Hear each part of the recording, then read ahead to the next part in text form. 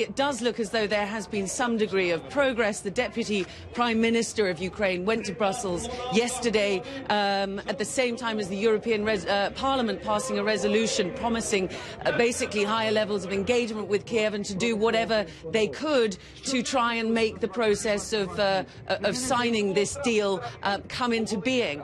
And at the same time, the opposition has said that they will talk with the government as long as it follows an agreed roadmap with EU moderators overseeing the whole process, rather than this sort of vague notion of a round table that the President has suggested. So it does look as though there is some degree of progress, but the people on the street are not going to leave until they know that that progress has been made good on, Natalie.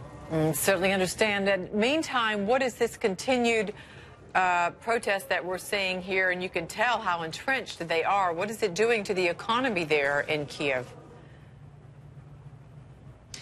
Well, I mean, it's interesting, actually, just to talk, first of all, about this protest. Since the violence that we saw once again on the streets on Wednesday morning early, it seems as though more and more people have come to the square, and we were walking around last night, and it was fuller than we'd ever seen it. At midnight, it was absolutely packed. Now, I don't know whether that was the mild weather or whether it was the sort of sense of anger, once again, this sort of level of violence and crackdown from the police on the streets.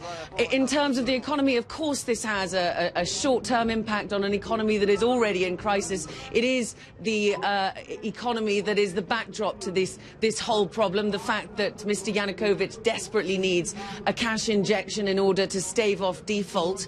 The currency itself looks as though it's, you know, there is a possibility that the currency could crash.